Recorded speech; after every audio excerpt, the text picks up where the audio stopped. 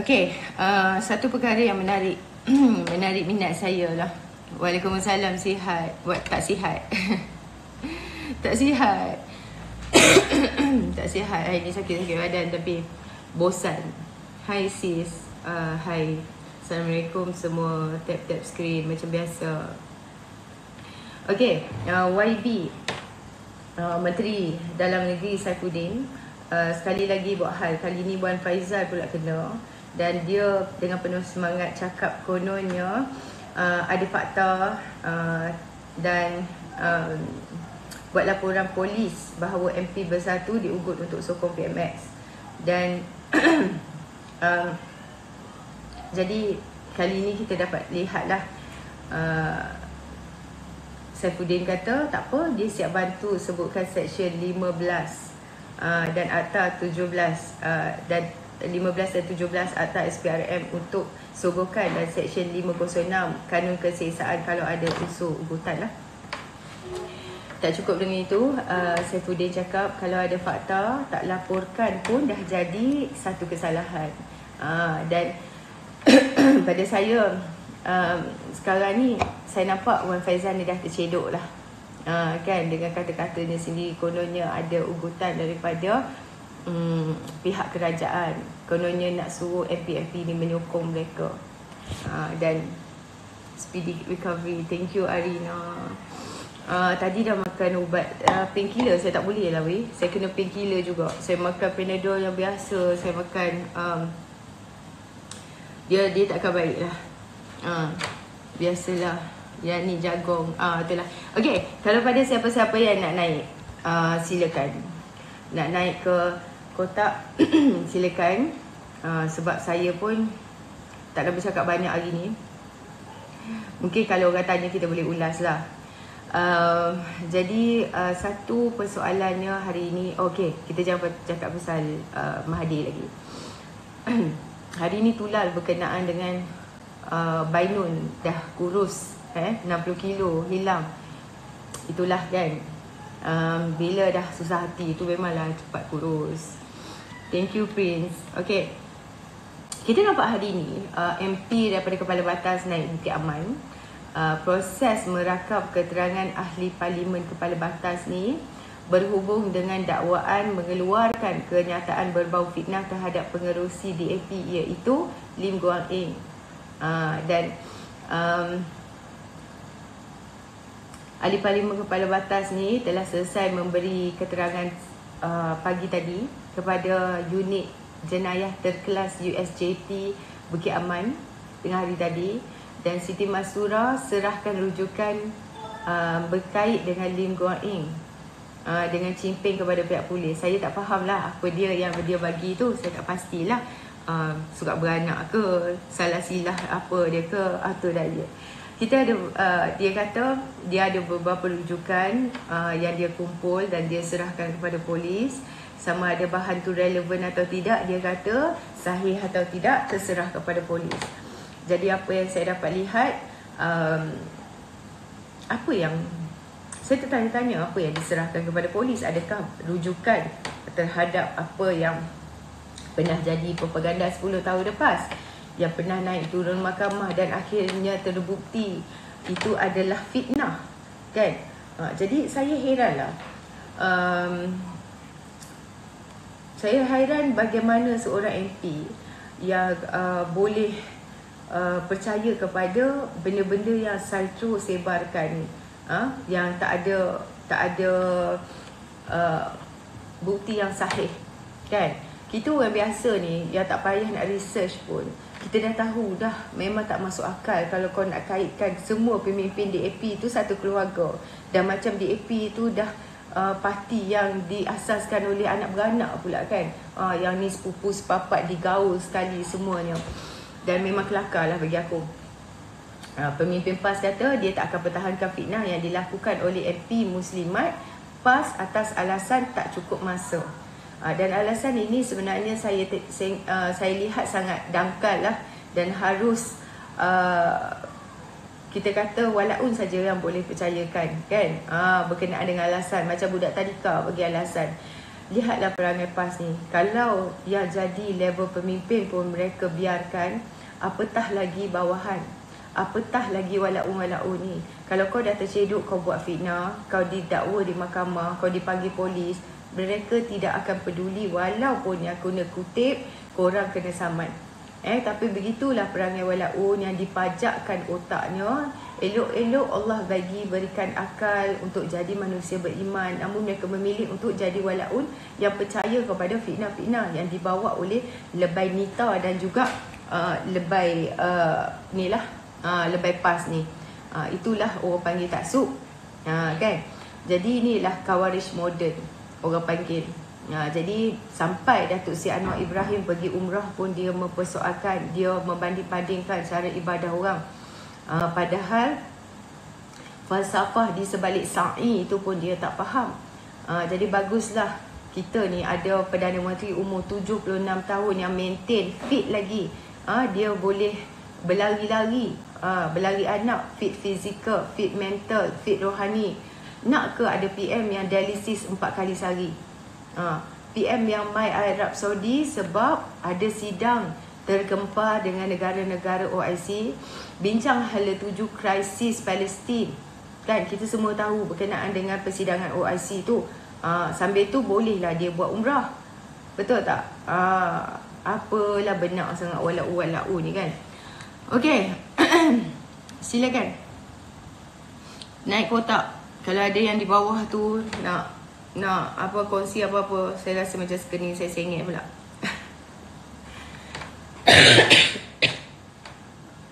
Silakan yang nak naik.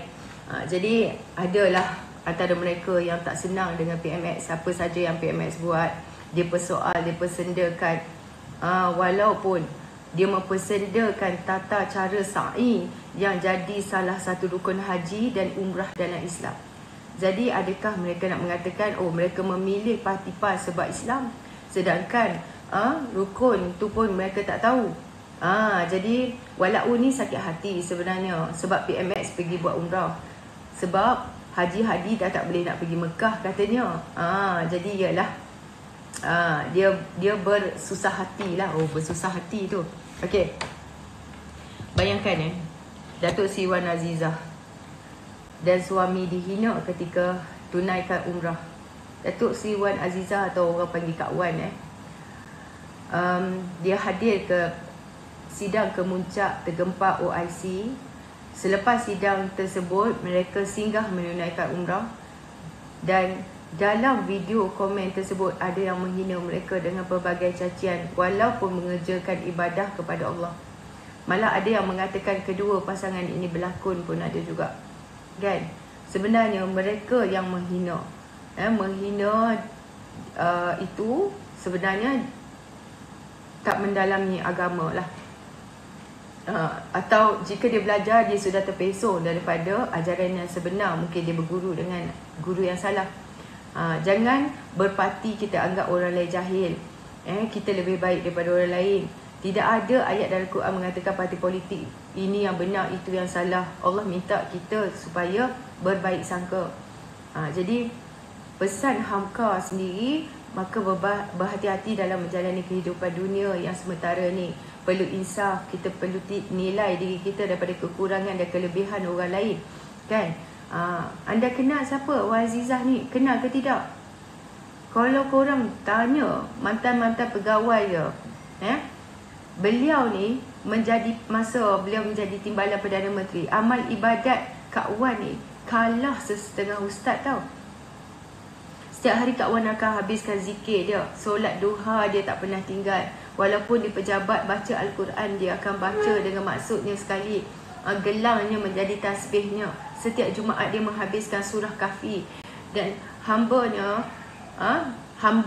dia ni, humble. Bukan humble, humble. Nanti ada yang salah tafsir pula ayat aku. Humble tu maknanya modest lah, macam rendah diri.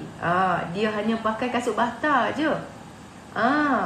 Dia pakai kasut bata je korang. Dia ni bukannya jenis yang tali tangan belian, yang jenis apa cincin belian dan sebagainya. Dia tak pakai pun beg Hermes, dia tak pakai beg Dior ke Gucci ke.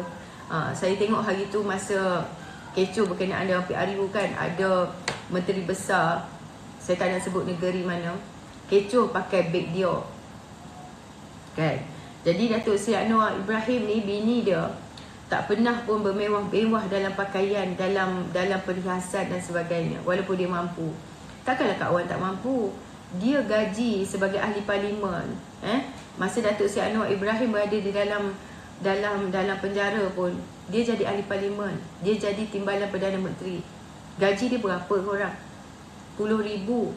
Tapi adakah dia tak mampu dengan gaji dia 10,000 tu? Mampu, lebih daripada mampu. Tapi dia ni jenis merendah diri kan. Tapi orang-orang yang tak puas hati dengan dia ni, asyik aja duduk fitnah dia, duduk kata macam-macam, merendah-rendahkan kan. Sampai ada yang dengki, hasad dengan dia, sampai tuduh dia ni pergi ke majlis dengan bini Netanyahu tu, Netanyahu tu kan. Masya Allah. Politik ni adalah kematangan dan kepintaran. Kalau sekadar pintar tapi tak matang pun satu huru-hara juga kan. Kalau matang tak ada, pintar pun tak ada, nak jadi ketua kampung pun tak layak sebenarnya. Dan tugas MP ni kalau kita dapat lihat, MP-MP daripada pembangkang bukan kalut nak pergi kutip perkara fitnah, perkara karut, kemudiannya seronok-seronok sebar untuk kepentingan parti masing-masing. Untuk kononnya diorang ni nak memperolehi sokongan. Diorang tahu kalau jual agama ni ada sentimen yang menakut-nakutkan orang ramai ni, lakulah.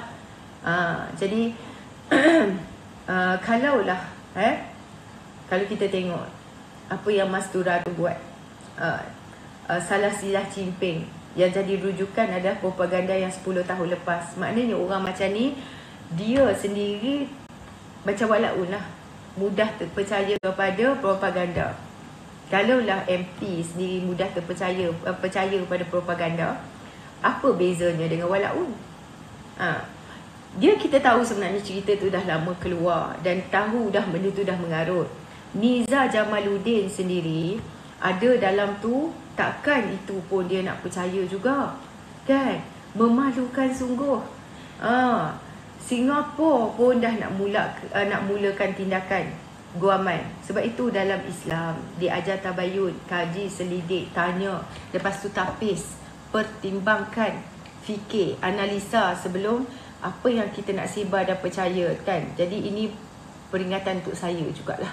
Sebab itulah saya sekarang ni saya lebih fikir akibat lah. Kalau saya rasa suatu berita tu macam nak condemn pihak lawan ni, kita tengok dulu asas kebenaran dia kan. Kalau tak, jangan cari penyakit lah. Sebab tak ada siapa yang nak tolong kita kalau dah kita kena dakwa di mahkamah nanti.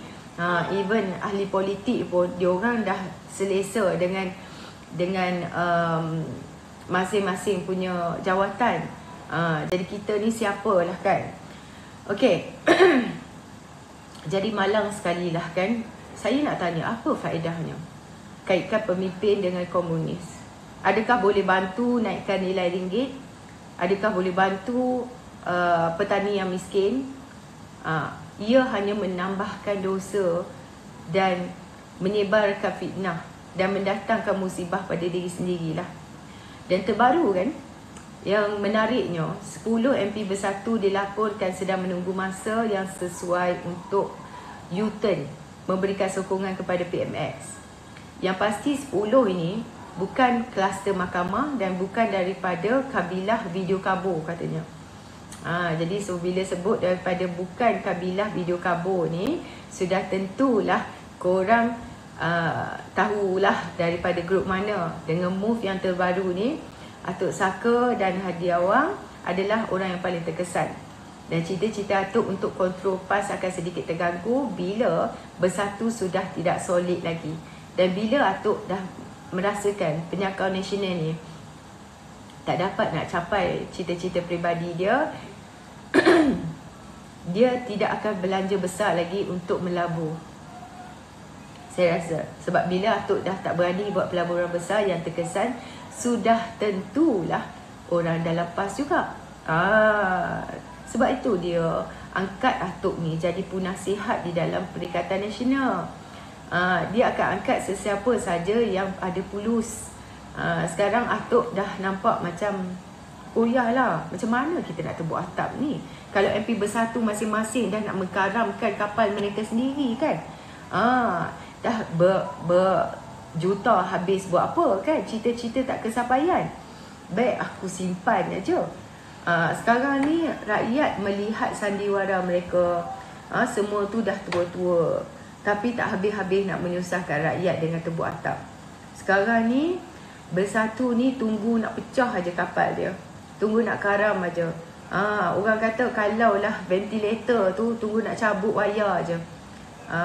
Cabut wayar aja. Kan macam tu.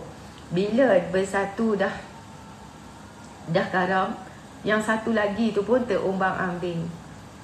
Yang satu lagi tu pun tertanya-tanya ke manakah hala tuju mereka.